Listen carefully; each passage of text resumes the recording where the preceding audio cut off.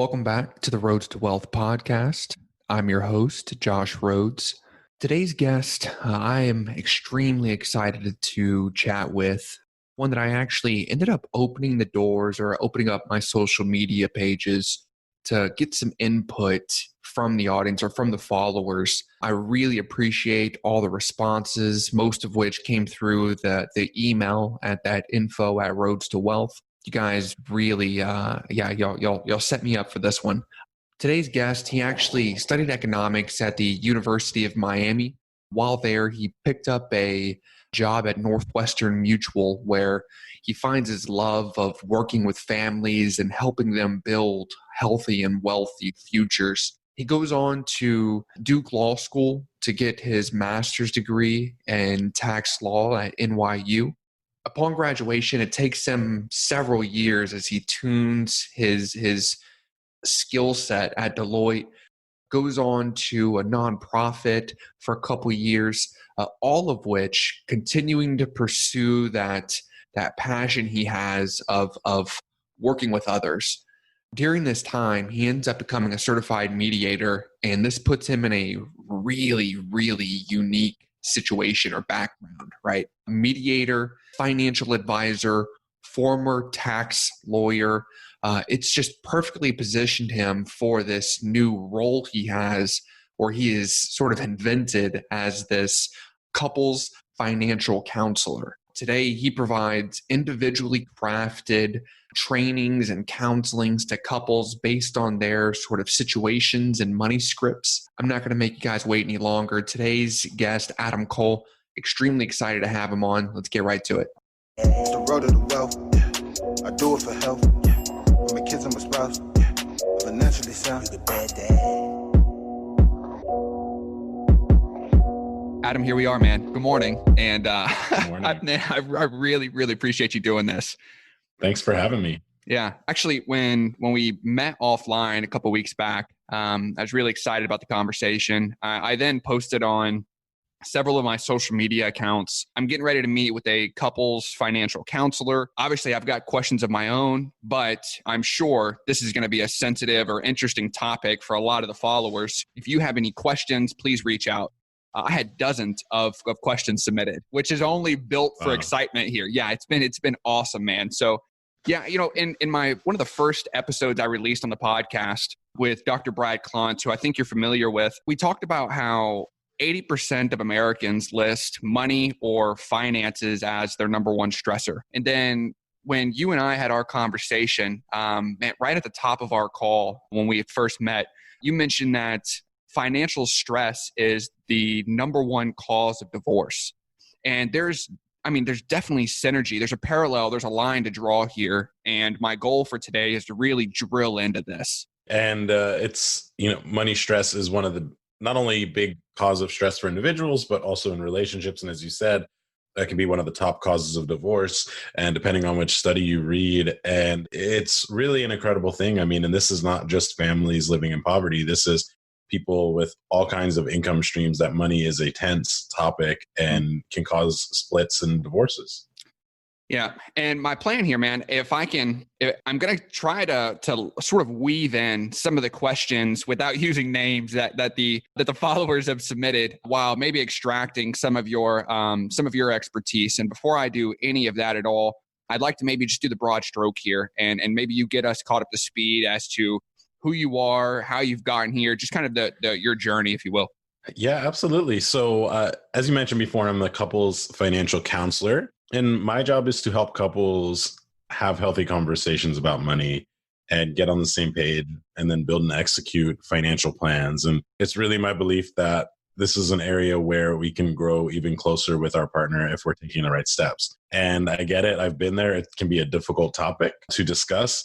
And yet there's a lot of beautiful things that are available. So, and I spent the first part of my life, I've been a finance geek since I was a little kid, studied economics, worked as a financial advisor, then went on to law school and got a master's in tax law at NYU after I went to Duke for law school. And eventually just got involved in the world of coaching, community organizing, and then became a certified mediator after doing some conflict resolution work, discovered I was good.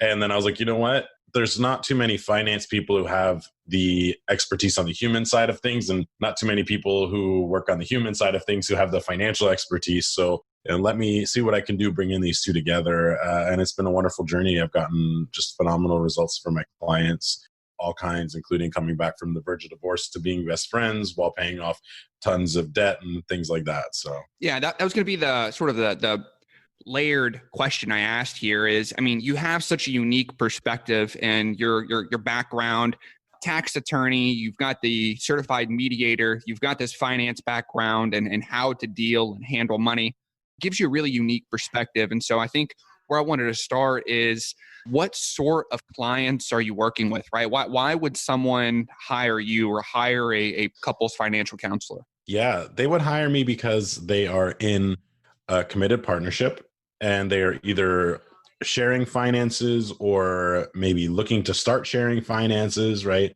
And they realize that money is an important issue in their relationship, which is true for everybody.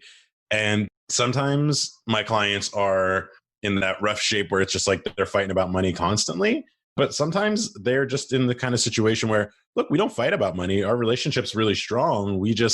Money is kind of a intimidating or scary or overwhelming topic for one or both of us. And we think it'd be valuable to have a third party there to help coax and coach us through the kinds of conversations we need to have to get on the same page, to learn about what our money preferences and priorities are, and to figure out how to make that into a viable plan that works for each individual in the relationship, but also the relationship as a whole. So you're working with clients. I mean, it sounds like at both ends of the spectrum, clients that are newlyweds or maybe even thinking of getting married. And then you've got the other end of the spectrum where they're at, the last straw is on its way towards the back, right? And that they're on the brink of divorce or killing each other. For that, you've got both ends of the spectrum there. I'm curious on engagement types. I mean, that's a huge difference there. Do you, maybe broad stroke here, what are some of the biggest goals or challenges that you're seeing in these different engagements? And with engagements, you mean like engaged couples? Yeah, well, I just during your conversation with them, I'm assuming the two ends of the spectrum have very different issues, right? Or they're coming to you for very different needs or requests. I'm curious as to maybe the outcomes or what the different approaches that these two couples have when they're coming towards you. Yeah. Well, you can kind of see it in how they're being, right? There's a lot more anger, resentment, and even desperation for the couples who are really actively fighting about this and are on the verge of like potentially breaking up if they don't get it resolved, right? You can just sense the resentment, even bitterness sometimes. And the other couples are like anywhere, again, like you said, along a spectrum too. They're like, yeah, this is just, we don't really know what we're doing. So we thought we would get some help, right? And I personally love the challenge of working with the couples who are deep in conflict because there's also so much growth that's possible. And so, for the couple that is doing well, they just don't know how to handle money, then I can go more quickly into education about different financial topics and recommendations of things they can be discussing together, like their priorities, their hopes, their dreams. With a couple who's actively fighting, I have to get into the nitty-gritty with them and help them mediate some of these conflicts, help them understand each other a little bit better, and lay a foundation where they feel like they are safe to talk about money things without it turning into an ugly, nasty fight every time. And so, there's different ways that I go about that, but there's a couple of conversations that are relatively safe that you can have. And one is just talking about some of your experiences with the money. Like, how did you see it growing up? What was it like with your parents? Right. Another one, as couples start to feel a little more comfortable, is like, what are some things you've always wanted that cost money that you haven't gotten, or some things you'd like to have? Like for me, when I was a kid, it would have been like season tickets to the Marlins. At the time, they were the Florida Marlins. Now the Miami Marlins. I'm a big baseball fan, things like that, right? These are topics where it's not really about an argument or like, what should we cut from the budget? It's just about, what matters to you and what has been your experiences. And inside of this, it's a little safer. There should be less fighting. We can practice listening to each other, understanding each other, and kind of rewiring our brain because for a lot of people, it's as soon as they think they're going to talk about money, it's going to be uncomfortable and anxiety inducing, and there's going to be a fight. We have to kind of rewire that by starting with some healthier, safer conversations. And then over time, then those couples who come to me in bigger conflict, then I'll bring them along at whatever pace feels right, given my kind of mediators and coaches intuition.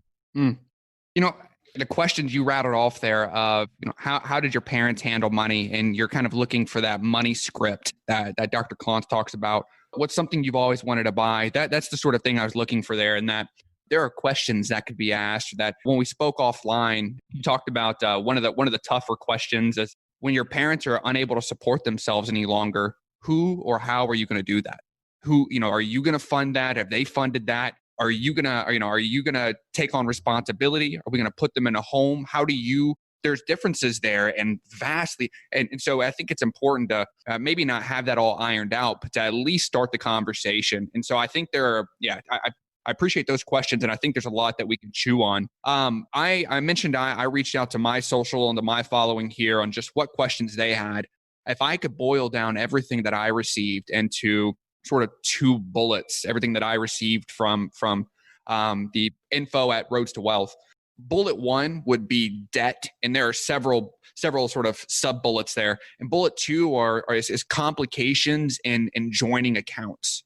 And so I'm going to kind of do my best here to pick apart both of these, and maybe we start with the account question. Is joining bank accounts something that, and it kind of speaks to my audience here, right? I don't know who's listening, but joining bank accounts, is that something that, do you have a line drawn in the sand in that, at marriage, it's time to merge funds, or maybe you look to do that before marriage to test the waters? Or I'm kind of curious as to your thoughts or your approach and how do you tackle something like that? Yeah, it's a great question. And it definitely comes up a lot. And my work is meant to give people the tools to be able to make decisions and choices in their relationship that really work and off into the future, because life is not a static thing. Life is dynamic. Relationships change, jobs change, family dynamics change. So I want people to have the tools to do that. So I am not typically one for giving a canned answer on like, this is what I think everyone should do. Now, of course I have my own opinions. I'm a human being, right? Like I was raised a certain way. Every couple, to my knowledge, in my family, for example, had shared account. And that was it. All the money was pulled together and they figured out what they had to figure out. But I see it more and more in our generation, the millennial generation, that people are splitting up. They maybe have one joint account for certain shared expenses. Maybe they have each a separate account for the rest of their money. And the bottom line, and I have a YouTube video up about this as well, is like, I want you to explore why you have preferences of different types. Like what's coming up? What are the fears that maybe you have about joining or not joining? What are the meanings you attach to joining or not joining bank accounts? For some people, that meaning is like, if we attach bank accounts, we're together forever. That's overwhelming. Or if we attach bank accounts, I'm trapped. Or if we don't attach it, he or she doesn't care about me, right? Like this is where it makes some sense to take a moment, do some thinking, do some journaling, whatever it is that you like to do about your values attached to whether or not to join bank accounts and how to do it.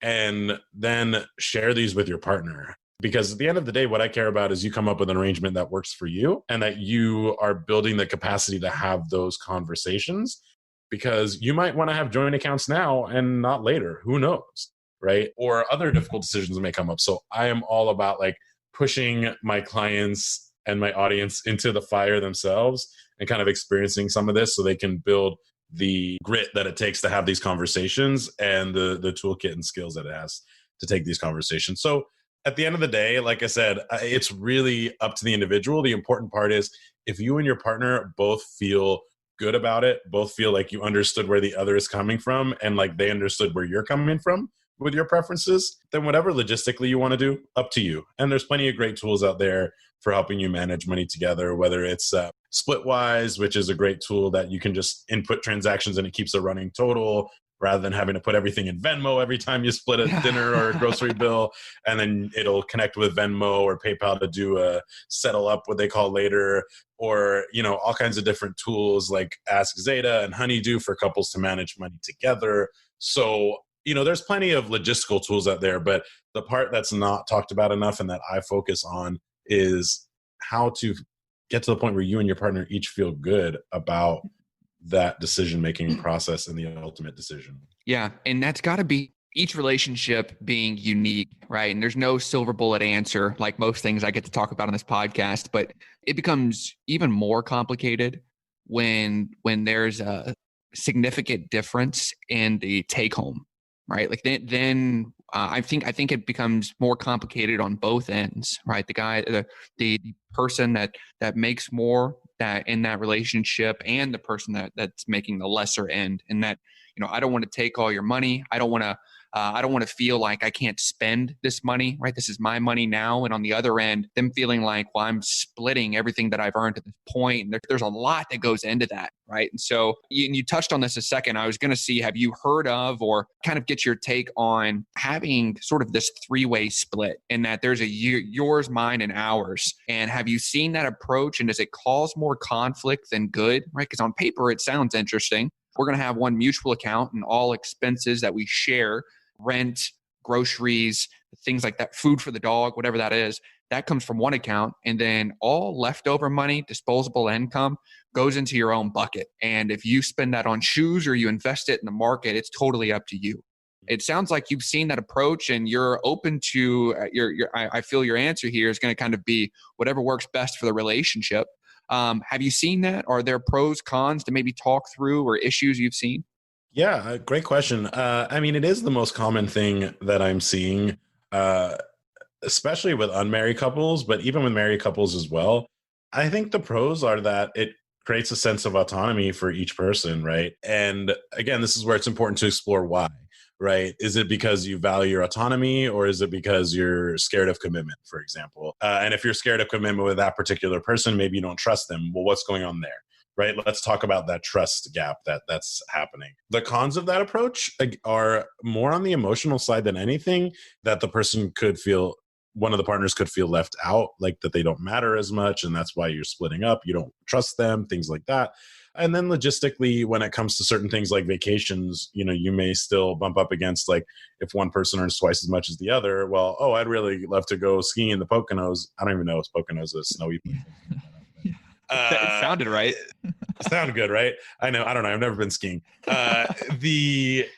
Let's go skiing, and that person's like, I don't know if I can afford that. Versus if it was the money all together, you'd make decisions based on the totality of things. But on the other hand, when things are combined, then, let's say you're making $250 and I'm making $125. Now, you want to go on this expensive vacation that you'd be able to afford if you had your own separate bucket, but now it's a little bit too much given our total income. Right now, there's potential resentment there. People might feel anxious about being so entangled. They might feel a little trapped. They may be unsure how to talk about things. And when you combine finances, then of course there's the potential to scrutinize each other's purchases, right? So it's not that means you shouldn't combine finances. It's just that that's a potential thing that will come up, and you'll want to learn how to talk about each other's finances. What are our ground rules? Maybe it's purchases over a certain amount we discuss with each other, and anything below that, go no questions asked. But again, this is something that's going to be dynamic inside of your relationship, and you're going to want to learn how to talk about these topics so that you can be prepared for whatever comes down the pike. As soon as this question was submitted, I jotted it down, and I've got most of the stuff I keep online, and I jotted this one down on this notebook that I carry around here, just because I wanted to come to this with I wanted to come to that question, or to this podcast, that question, with an answer on just what do I see in a perfect world, knowing there's no silver bullet. And last night I was doing some research online, and the last numbers that were released are from December 2018. The new numbers will come out September of 2020, but the real median family income in 2018, December 2018, was $78,000 for household total income. In a perfect world, right, with just $2 today being worth more than the single, in a perfect world, once you've got debt paid off, an emergency fund built, any excess funds within that 78K would be combined and put into some sort of quote unquote low risk investment, right? Some sort of index fund. But what we found, or what the sort of cliche saying is that opposites attract, right? And I'm assuming that this leaks over into the risk tolerance levels as well. And that one of the people in the relationship are going to be more risk tolerant or acceptant, and the other one's going to be far more tight, right?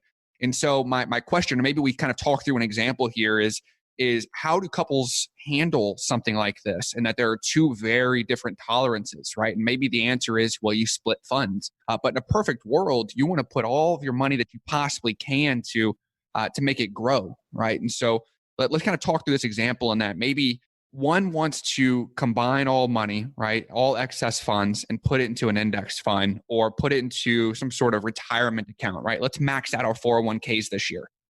And the other says, having cash on hand is far more important. And so we need to build our savings account, and let's just keep I'm not going to put money in my 401k, or I don't want to put money in the stock market. It's two very different approaches that can definitely cause some conflict, right? One side sees we're leaving thousands of dollars on the table. The other side sees you're risking thousands of dollars. That can become very, very complicated. I'm curious as to, questions that would be asked, or in a situation like this, a complication like this, how do we work through something like that? Yeah, I mean, it's a great question. And, before I get to the substance of the question, on the opposites attract point, I definitely think that's a fair thing to say. We see a lot of that in relationships, and you see it around money. What I find interesting, I've started kind of challenging that notion, because almost every client who comes to me is like, oh yeah, we had very different experiences with money, or very different backgrounds with money. And sometimes they did, but sometimes I think that's just what people say when they don't really know how to talk about it with their partner. And, look, there's a million, like, each person's money scripts and stories, like they might have certain similarities, but they're unique. We each had our own unique upbringing around money. And so I encourage people to really, not just that, well, we're just opposites, like kind of throw your hands up. And, I had a client once say to me, well, because we came from really different backgrounds, because my family was more about saving and his was more about investing. And I was like, doesn't sound very different to me, right? Like, sure, you can maybe get higher yields in investing, but like, at least as a potential, but like, that's not, I don't know. But for them, because they struggled to talk about it, they saw it as being very different. So that's one thing I'll say there. But as far as different risk tolerances, yeah, of course this can come up. For some people, that may not even be a concept that they're familiar with, risk tolerance. Like, wait, what does that mean? And so it's like, how much risk are you willing to take on in your investments? How much volatility are you willing to put up with? Say for investments, lower interest rates historically, lower yields, but they are the higher interest rates and the higher yields, but that's more risky, right? That's kind of the general correlation over time. And so really, where you go with this is, you don't start on what do we do with our excess money, right? Because that is already a little further into the weeds. You take a step back and say, what are our goals? What are our hopes and dreams? What are our values and priorities as individuals and as a couple, right? And we're going to start with that. That's our foundation, right? We can also talk about our fears and worries and anxieties. Those things are going to form the foundations of every choice that we make. So, I've had couples where it's like, okay, so what I really want is a $50,000 emergency fund. And what I really want is to be invested as much as we can in the market. Okay, so here's our plan. We're going to put $1,000 each month into each of those things, right? And I'm making up the numbers, but it's all about understanding the preferences of the parties. And for some people, there's two sides to this money stuff, and really three when it's with couples. Number one is the practical and tactical side of numbers and of money. Number two is your emotional relationship to it. And then number three is the relational parts with your significant other. So what I mean by that is, like, somebody wants an emergency fund. How do they build that? That's a practical and tactical question. And now we get into why do they want that emergency fund? Some people are like, I want to have 50 grand. Well, where does that number come from? I don't know. Okay. You tell them that's like 3 years worth of living expenses. It's probably not. It'd probably be a lot more than 50,000. But, they're like, there's also the emotional part to work through, is like, well, what creates all that anxiety for you, right? Or is that anxiety? Maybe it's not. Maybe it's based on something else entirely.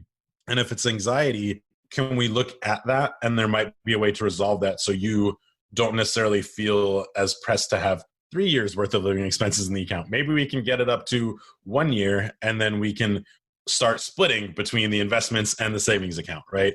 So we can explore that. And then relationally, again, making sure that the partners understand each other.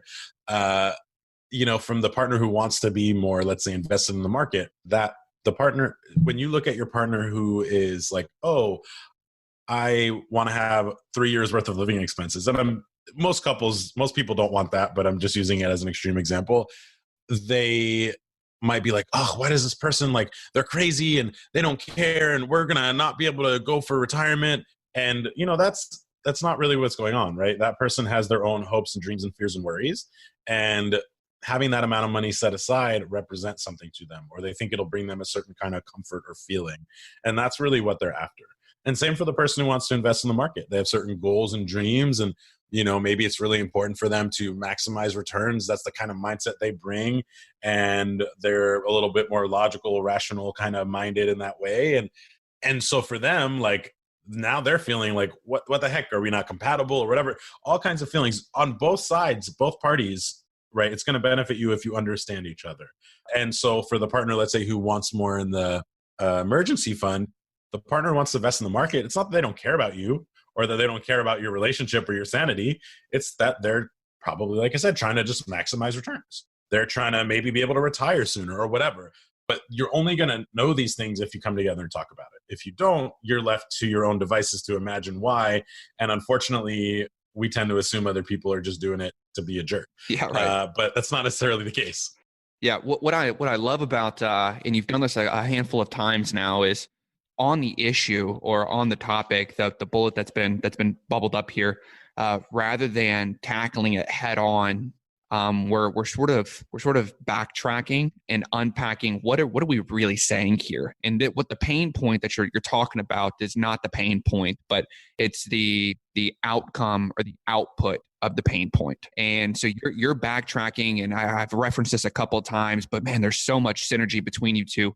You're digging through and looking for that money script and trying to figure out what you're looking to retire early. You had, maybe you guys didn't have much money as a child. You're two different folks. You didn't have much money as a kid. And so having, looking at the bank account and seeing $40,000 in your savings is a really big deal to you. And it shows that you've got structure and you've got a foundation, and that's what you want to feel. On the other side, to your point, maybe we're looking to retire early, and so I'm trying to everything that we possibly can milk out of every dollar that I make, I'm pushing back in the market to get those returns. And it's about getting out of this the two very different approaches, and it's and backing up and then having them find some synergy in between the two is the only way to handle that. I love that story.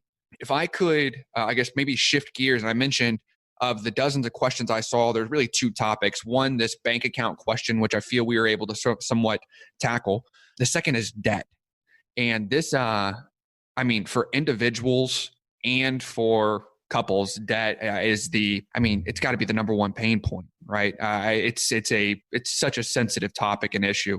One of the biggest questions that have been bubbled up or that I have coming into this is, what happens or how do you tackle, what kind of conversation needs to be had when the relationship or when the couples go to join and one has a lot of debt, a high amount, and the other one has none.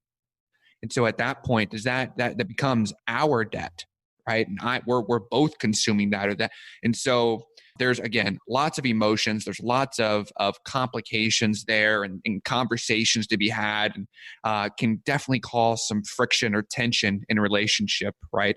I'm curious as to maybe kind of floating that by you. I'm assuming at some point that's come across your desk. How do we talk through or handle something like that? Yeah, it's a great question. And I can totally relate to it as someone who's been through grad school and has student loan debt. Sure.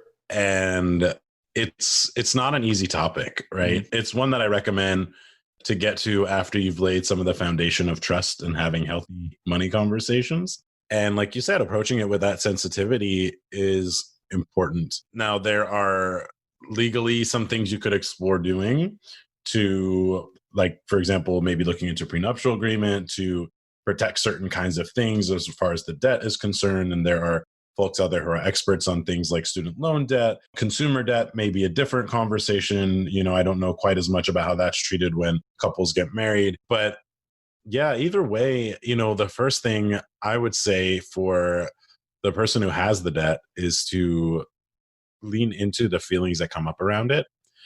If you're one of the lucky ones, for you, it may just be like, this is just a debt and I'm paying it off. But especially if your partner doesn't have any debt or they paid off their debt, you may feel like some sort of embarrassment or shame, like, oh, I have this debt still or whatever. I feel guilty. I know a lot of people feel worried, like, oh, this is mine. I should pay it off myself. I don't want my partner to have to do that. And if you're the person without the debt, right, how do you feel about that your partner has debt? Some people might feel resentful. Others might see it as a chance to be kind of like a hero or a savior, and they might like that. And I don't necessarily mean that in a negative way. It's like, oh, I could take care of my partner. I could help them out. I could, help them get this off their plate. And even when the intentions are good, even when you just want to help them out with their debt, be aware and be gentle with that conversation, because then if the person with the debt is feeling embarrassed and you say, I'm going to help you out with that, they might feel even more embarrassed. Now they can feel patronized, even if you didn't mean to make them feel that way.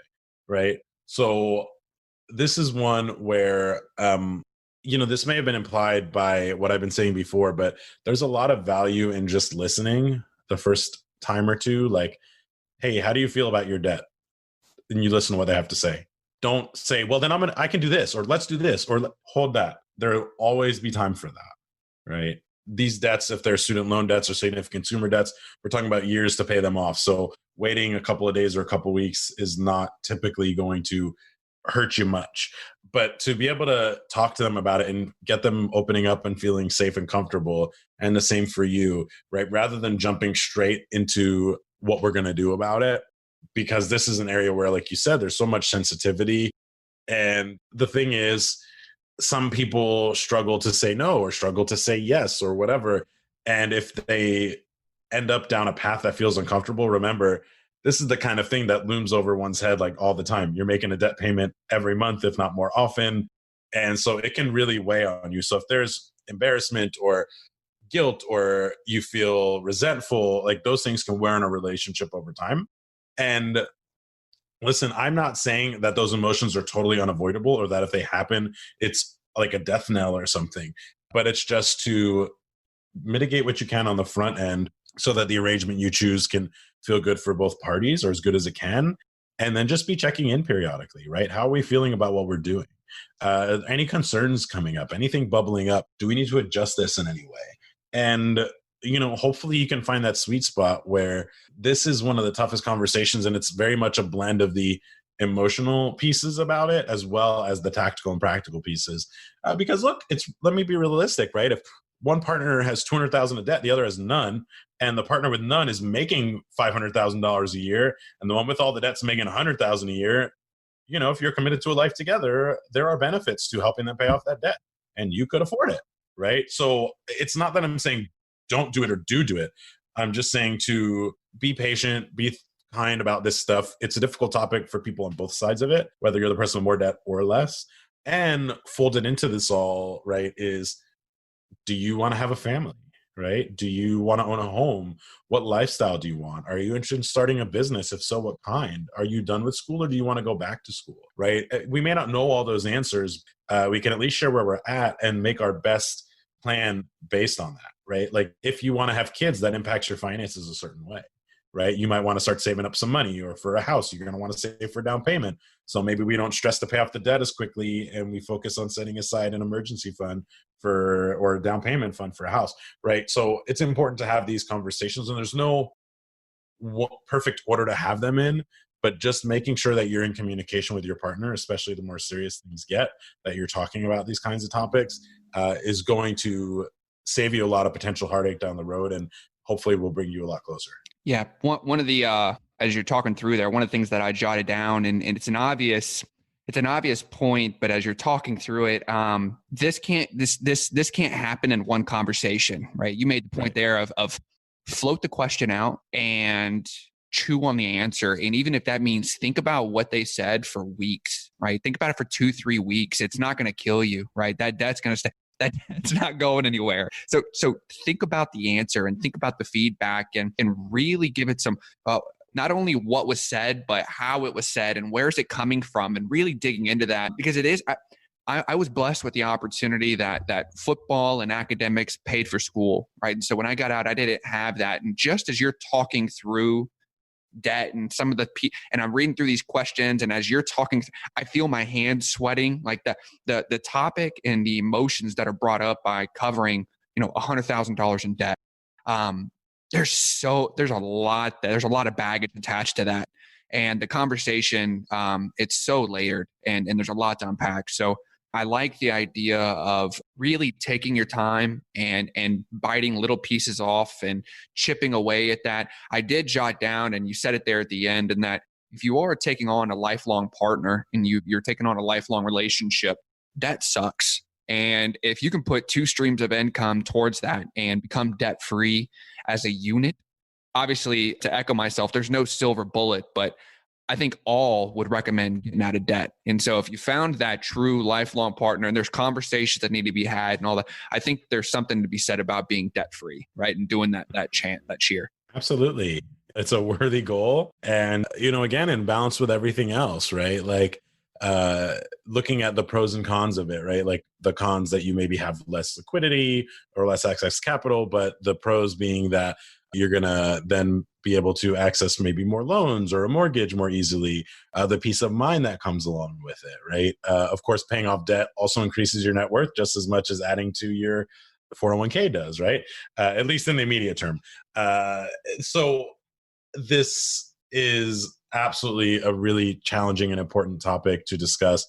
And, I love what you said about like sometimes taking time, even weeks, to chew on it. I mean, one of the challenges that I deal with in relationships is I'm really good at convincing myself of like basically making anything make sense, and I can justify anything in my own mind. And, sometimes with people in my life, why they did things that really were like, that was not okay. But even for me, I'd be like, my partner could be like, okay, let's do this way with the debt. And I'd be like, yeah, that makes enough sense. Okay, let's do it. Right. And I would be so quick to jump in and say yes. And to do what you said, to chew on it for a little bit of time and just like let it ebb and flow. And, some days a certain idea will make you sick to your stomach. And some days it'll sound like a great idea. And, let yourself kind of feel it out over time, over a couple of conversations over that.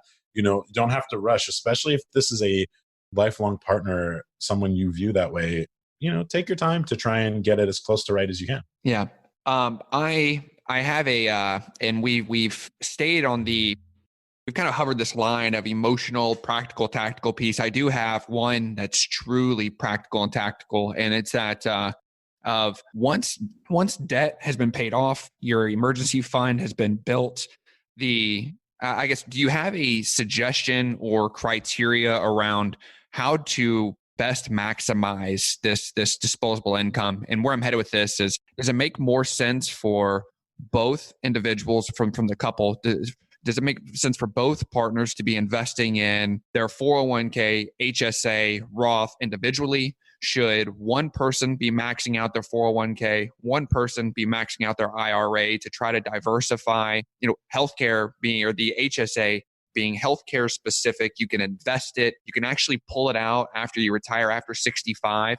Maybe that's the sleeper pick, and we funnel all of our money there because it can sort of pay for everything.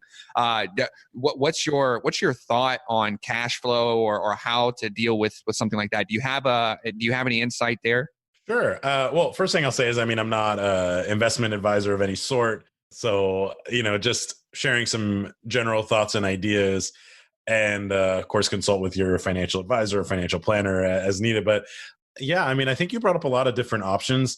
Step one is to review the benefits available to you at your job, right? A lot of people don't really look at those and don't look at them closely. And so the most obvious being, if one partner has a match from their employer and the other person doesn't in their 401k, is typically where you see these employee-employer matches. then you might want to consider, do we want to put more money towards the one that has a match because we'll get more immediate money put in there?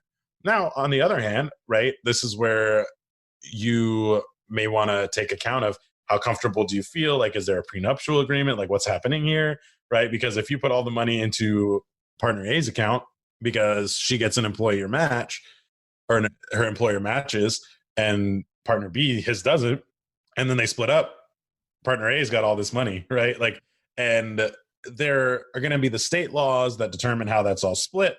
But, there could be some different complications that might even arise there. So, you just want to think about all those things together. But the first step, I think, is really to look at employee benefits, understand them reasonably well, see what steps make sense, see what allowances there are, take stock of your lifestyle. And then, from there, I think there's so many different ways you can go.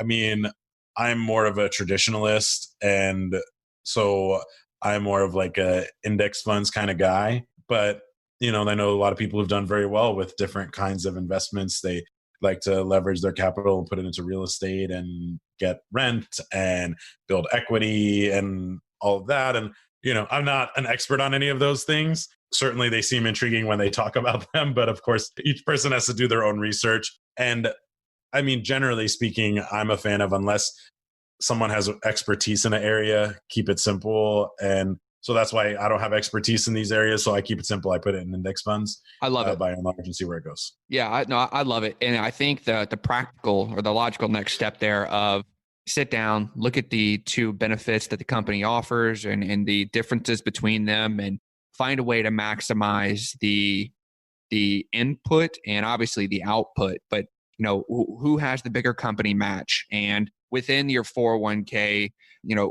are obviously which company is paying more towards that, and then what investment options are within that. I mean, you can get pretty granular there, but just kind of taking a first pass at what are the options between both of us, and let's maximize this out. That's a few hour conversation, doing some digging, and then you set it and forget it. And so I love that. I think that's great advice. As I was chewing on your onboarding documents and some of the things that you sent me here, I had one question that really stood out on the page for me, and I wanted to float it by you and maybe get some input in that. The question was, how often do you and your partner discuss finances? And it's extremely simple question, but I think most would answer none or not very often. And I'm curious as to how often you and your partner do, or how often you recommend, maybe in your relationship or in your day-to-day at your job, how often do you recommend that couples have this sort of conversation? And are they doing it, over dinner? Are they doing it once a week? Are they blocking out time on Sundays to, hey, let's remove distractions and talk about the goals that we've set? I mean, what does that conversation sound like? And then how often? Yeah, absolutely. So first off, I would say a minimum of once a month. Okay. Right. And the more comfortable you get and the more aligned you two are, then you can talk about it less often. So if you are like, you've never talked about it before, you may want to be talking about it more often, once a week or whatever, until you get on the same page. As you have a plan in place, as you have a shared understanding, as you have some technology that's helping you execute that plan and keep track of it, maybe now you can talk once every 2 weeks, once every 3 weeks, once a month. I wouldn't go too much past once a month, because it's a pretty significant chunk of time where you want to check in. How do we do last month? Have any things changed? Have any new goals or concerns popped up? And yeah, I mean, what you said is spot on, to block out some time. If you want to do it over dinner, that's fine. The key point here is that both people can be really present, and that they are ideally in a state where their nervous system is not on high alert, right? Where we're not opening the space for argument or a defensive conversation. But so some people like to do this over a glass of wine. Some people like to do it when they're out to dinner. Some people do it at a coffee shop on the weekend. There's no one right way except to be present and distraction free as much as possible. And, take these conversations seriously, and they do matter. You talked about, like, with the employee benefits and several hour conversation, but we're talking about the difference in potentially many thousands of dollars. Thousands of dollars. Same kind of thing here. You're like, oh, I don't know if I want to talk once or twice a month. Well, first of all, some couples, they have such an efficient system. It's like a 5 to 15 minute check-in at some point, and you can get there. So we're not talking about a lot of time. There's a little bit more investment up front, of course, but of time. But it's potentially going to save you it could not only improve your financial situation, but save you tons of heartache. And as someone who's been married and divorced, I know how that feels. It's not fun, right? Even though mine had nothing to do with money and we didn't have kids, it was still rough, right? So this is something to take seriously, and yet it can also be fun and exciting if you go at it the right way. I'm gonna maybe even feed into that question a bit more, and this is sort of my quote unquote closing question to you. But for the folks that tune into this, and we've unpacked, we're gonna strike a lot of chords here. So. Yeah, we're gonna strike a lot of chords here. We've hit a lot of topics, and I mean, we've hit just folks in my network. We're gonna strike a lot of chords. But as they tune into this and they realize like, shit, I need to have a conversation here. We need to pick this up, right? Whether let's if they can't reach out to you, maybe they can't afford this, or maybe they're just a bit more private and they don't want to expose themselves or bring a third party in, whatever the case is, and they want to handle this by themselves, or at least try. We don't know what we don't know. And I want to kind of maybe open the floor to you with our last 4 or 5 minutes here, and maybe ask you, what are some of the fundamental or core topics or questions that they can float out as conversation starters to start these sort of brain games and goal settings and tech. I mean, just synergies, right? Where can they start? Yeah. Well, before we even get to the questions, I would say what's really important is setting the stage and inviting your partner to this conversation, right? And so I have a lot of content on my website, on my YouTube channel, which is just my name, Adam Kol, K-O-L. I think it has my middle initial, Adam H. Kol. And, about this. And, if you just come to your partner and you're like, how'd your parents handle money? They're going to be like, wait, what? Huh? That's very strange, right? But what you want to do is, why check in with yourself. Like, why do I care about this conversation? Why is it important? Right. And it's not just important because money is a topic of significance. It's also important because you care about that other person. Right. So you can bring that to them and be like, you know what? I'm really happy with how things are going in our relationship. I really care about you. I think we're pretty clear we're building a future together, or at least that's the aim. And I think money is an important part of that. So I'd really love to talk about this with you. Like, when's a good time? When can we start that conversation? And, then you're that if that question was asked of you, right? It's hard to say no. It's right? hard to say no. Yeah, that's gentle. I mean, yeah, to your point, you're not triggering any emotions or conflict there. Yeah, it's hard to say no to that.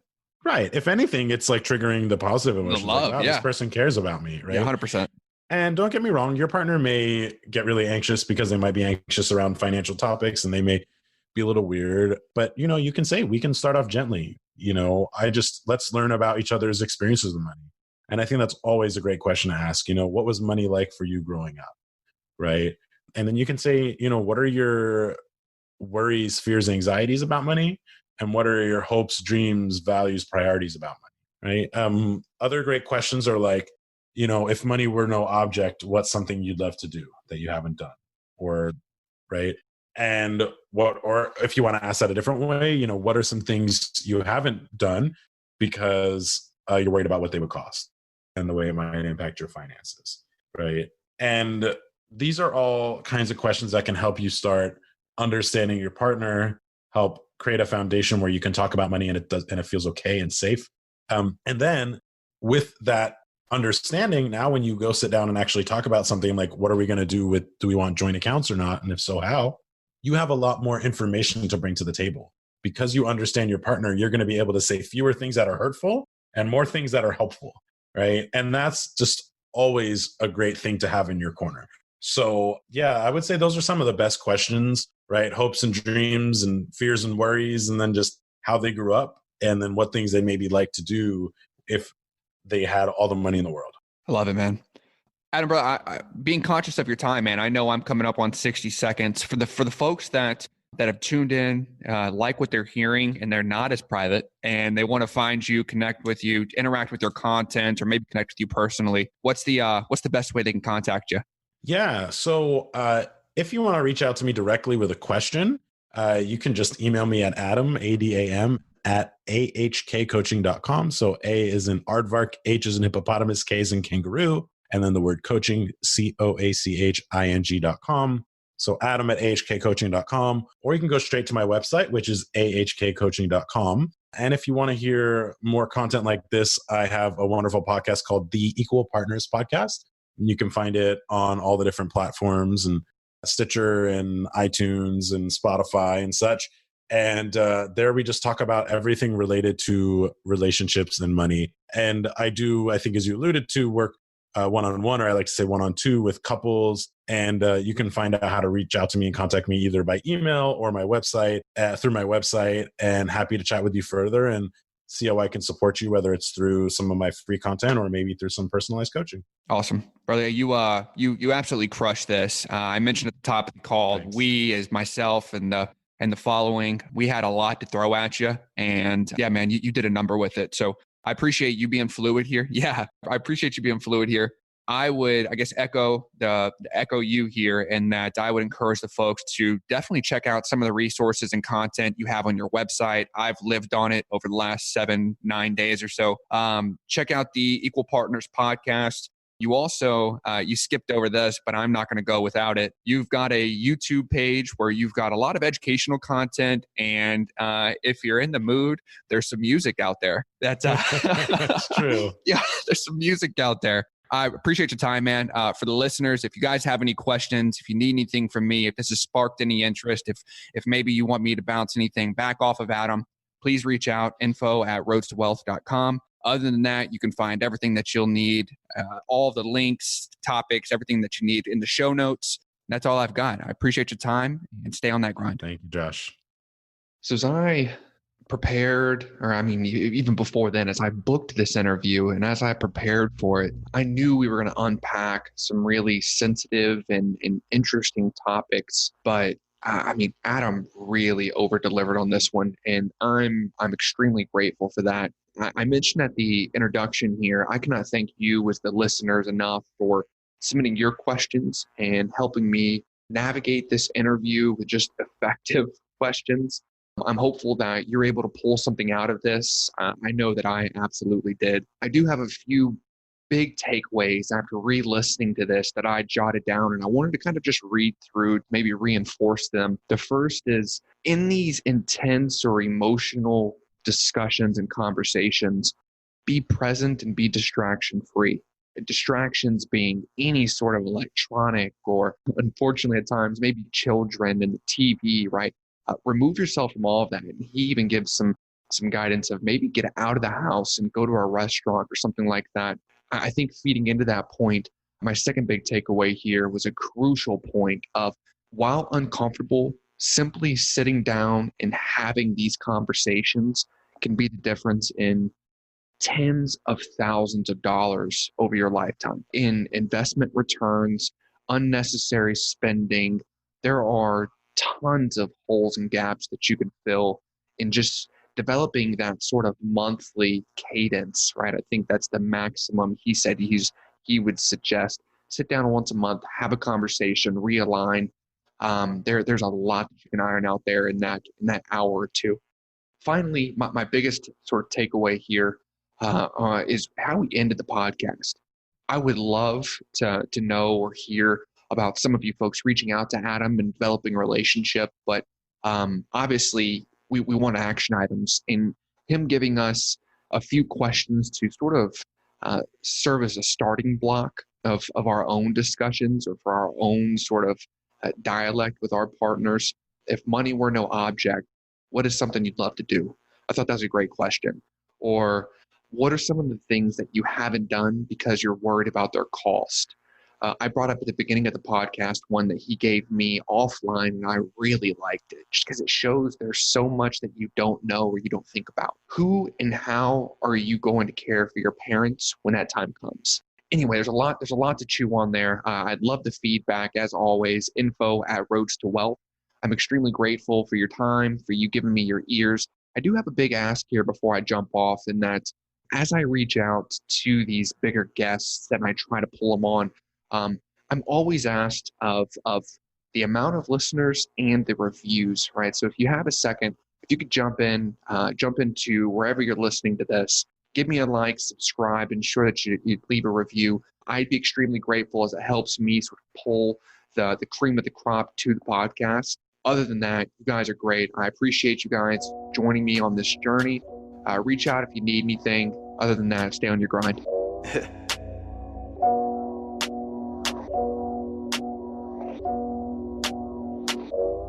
So smooth, you know what I'm saying? Q1 made the beat, by the way, just to let y'all know what's going on.